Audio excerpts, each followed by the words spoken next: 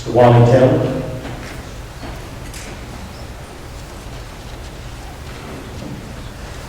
I read the inspection reports that you produced from November through March of this year, and it struck me that there were numerous violations that you classified as significant initially, and then you said, well, we'll give them the green light because nothing serious really happened. So I have three related questions, really, regarding those reports. First, what if the plant had not been shut down for refueling when the flood occurred? How serious would the outcome have been? And even with the shutdown, how close were we to a serious problem? Or was this regulation by guardian angel that thankfully, by the grace of God, nothing happened? And finally, with all of the problems OPPD had before the flood, for years before the flood, how could you possibly let them continue to operate this plant? By the way, my name is Wally Taylor, and I'm the legal counsel from the Iowa chapter of the Sierra Club. Mr. Taylor, thank you for your questions. Let me first address the one about would be a more significant issue if the plant was shut down for this fire.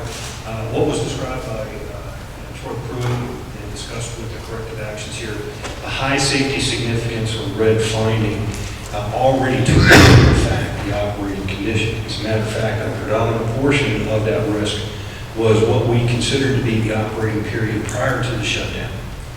The shutdown condition for Calhoun back in June of last year was in a shutdown, cold condition where it would take much longer to get to a boiling situation.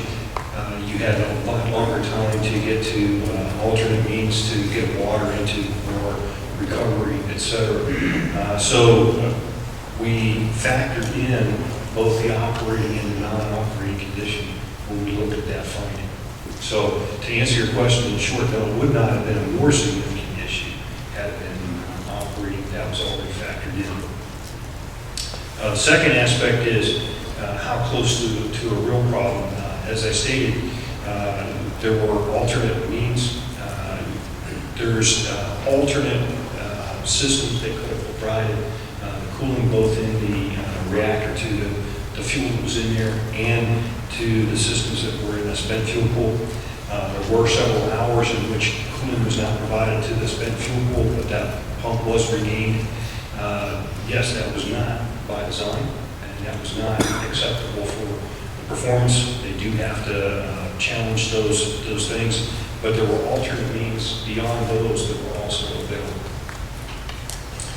And the third aspect that you asked is about, continuing on with performance problems and performance issues. Yes, that is a concern to the commission, and that's exactly why Fort Calhoun is in the process that they're in right now, in that we are going to ensure that all of these issues that are out there are taken care of. All the things that we described, that Troy described for the restart checklist, are going to be characterized, inspected, and be to the satisfaction of the commission before any restart decision was made. And I think along with that, to Mr. Taylor, in addition to they've corrected these problems, amongst the things that we do as an oversight panel, not only do they find them, do they fix them, do they correct them, we have to be satisfied that it's a long-term fix, such that if it comes to a certain point when we say you're going to start up, if we don't have any confidence that they're going to maintain what they built up and they'll slip back down there, we would be doing the community injustice by allowing them to start up in the first place. So part of what we have to factor in is our confidence that they've improved and they'll maintain and continue to improve on that level before we would allow a restart.